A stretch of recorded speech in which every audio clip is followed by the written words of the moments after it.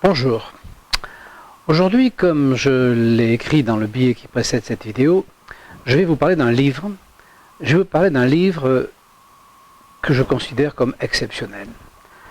Alors je vais vous le montrer, ce livre. Ça s'appelle « Vendons les Parisiens ». Voilà, je vous le montre. « Vendons les Parisiens », vous voyez, c'est un livre qui a été écrit par M. Didier Picot et dans une collection SAIA dont je vous ai mis l'adresse dans le billet pour pouvoir le commander, parce que je pense qu'Amazon évidemment est fermé, on ne peut pas le commander. Alors, en quoi ce livre est exceptionnel? Alors dans ce livre, tout ce que vous allez lire, en fait, on le sait déjà, et quelque part, c'est un peu l'histoire du blog, c'est un peu les émotions que nous avons tous, le ressenti que nous avons, mais la particularité, c'est que dans ce livre, c'est expliqué d'une façon, si vous voulez, complètement rationnelle, organisée, technique, à la fois psychologique, et on découvre qu'effectivement, notre ressenti, notre mal-être, tient au fait que nous sommes dans une dictature, la dictature des fonctionnaires. Et ça, on le ressent, on n'ose pas le dire. D'ailleurs, ce qui est assez amusant, c'est que l'auteur n'ose pas le dire non plus, parce qu'il aurait dû titrer la dictature des fonctionnaires. Et il titre « Vendons les Parisiens », parce que peut-être s'il avait titré la dictature des fonctionnaires, il n'aurait pas pu commercialiser son ouvrage. Alors les Parisiens dans cette affaire, ce n'est pas les Parisiens de Paris. Les Parisiens représentent les fonctionnaires, c'est-à-dire la mentalité du parisianisme.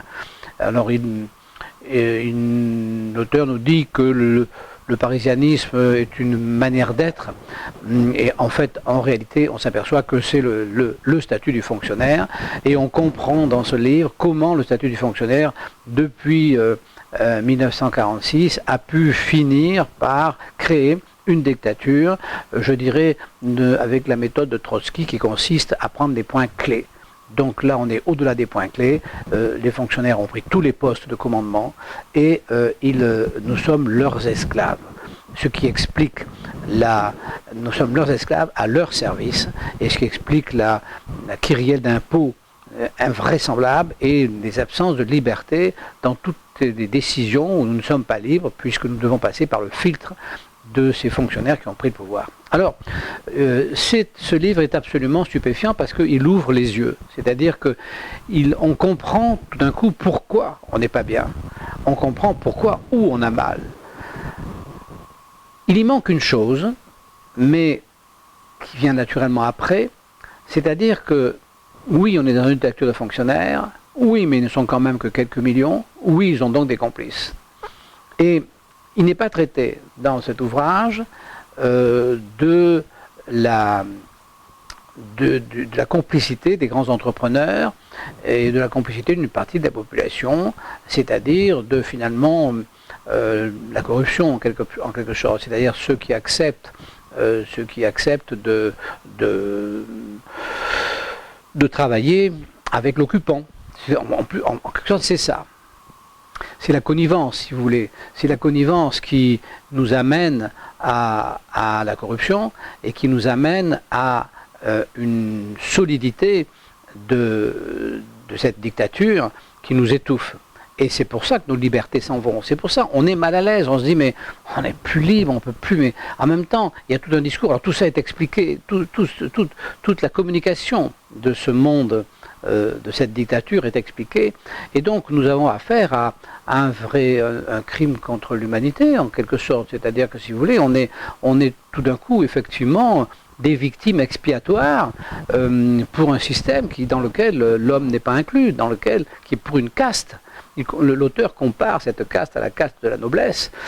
Ce livre est tout à fait passionnant. Il faut absolument que vous lisiez ce livre, parce que ça permettra ensuite de parler d'une même voix, parce que chacun saura de quoi il parle. Alors que pour l'instant, on parle de nos ressentis, on parle de nos émotions, on parle de où on a mal, mais on ne sait pas pourquoi on a mal. Et là, on sait pourquoi on a mal. Et là, l'endroit initial du mal, d'où la provenance du mal, elle est définie. Et c'est absolument extraordinaire.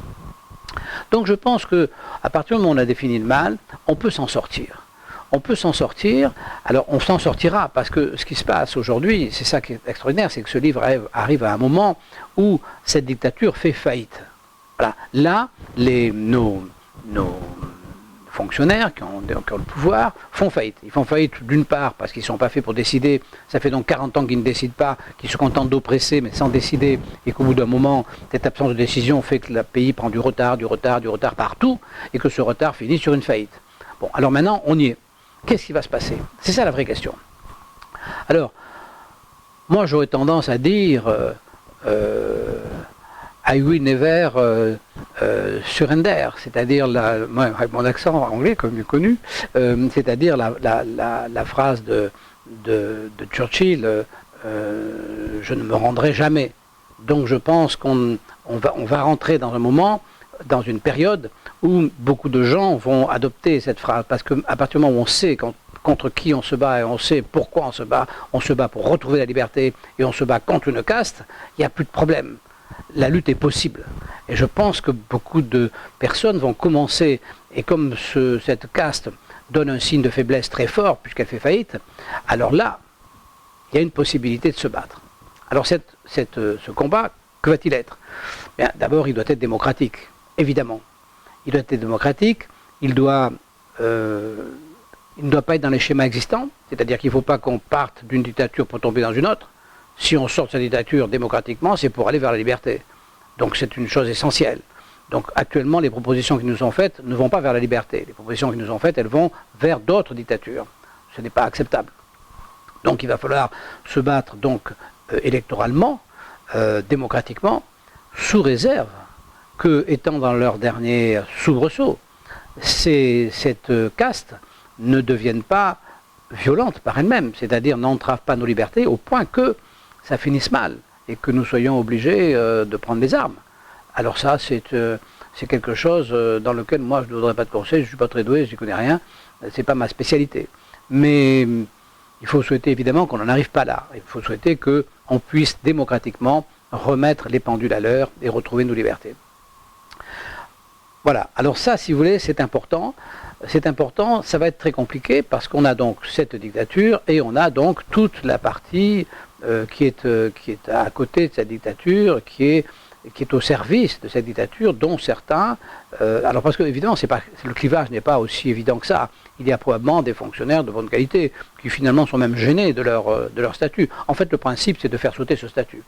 Bon, donc la première chose à faire, c'est d'arriver démocratiquement à faire sauter ce statut. Il faut que ce statut disparaisse et que les Français soient tous égaux pour de vrai. Parce qu'aujourd'hui, les Français ne sont pas tous égaux. Il y a d'un côté les fonctionnaires qui ont des avantages que nous payons, que l'ensemble du pays leur paie, et qui ne sont pas justifiés. Bon, et puis après, il y a les autres. Bon, il faut que tout le monde soit à égalité.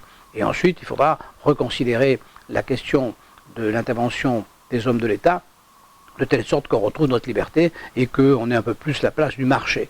Donc ça, c'est quelque chose qui viendra dans un deuxième temps. Donc nous avons comme objectif supprimer le statut du fonctionnaire et supprimer l'idée de connivence, c'est-à-dire supprimer l'idée de ces entreprises qui vivent uniquement pour gagner de l'argent et qui ne vivent pas pour donner une prestation. On a l'entrepreneur et quelqu'un qui doit répondre à un besoin, où il y a un marché, et qui doit y répondre correctement, qui doit y répondre honnêtement avec des produits de bonne qualité. Autrement, c'est un escroc. Celui qui se contente de chercher le bénéfice, la spéculation est un escroc. Voilà. Donc, si vous voulez, si on veut repartir sur une bonne base, il faut d'une part faire le ménage chez les fonctionnaires, mais aussi faire le ménage chez les acteurs aujourd'hui de l'économie, qui sont des acteurs d'une économie de connivence et de corruption. Donc, il y a un grand ménage à faire. Mais ce ménage est possible puisqu'il y a faillite. Et qu'après faillite, il y a toujours un ménage à faire. Donc aujourd'hui, ce ménage est possible. Donc, on va s'y coller. Je ne sais pas encore comment, mais on va s'y coller. Parce que moi, si vous voulez, ce livre, pour moi, c'est le top du départ. C'est le top du départ parce que c'est le début, parce qu'il y a un but, parce qu'il y a une explication et un but. À partir de là, après, il n'y a plus qu'à travailler. On va y arriver.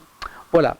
Eh bien, c'était ce que je voulais vous dire aujourd'hui. Vraiment, je souhaiterais, enfin, à tous ceux qui ont envie de réagir, qui n'en veulent pas se rendre, je souhaiterais que vous parcouriez, que vous lisiez ce livre, et puis qu'on se retrouve après. Hein, on en reparlera, mettons, dans une quinzaine de jours, et on verra qu'est-ce qu'on peut faire autour de cette pensée, et qu'est-ce qu'on peut engager comme action.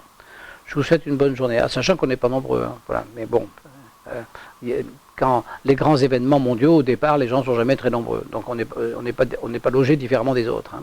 Voilà. À bientôt. Au revoir.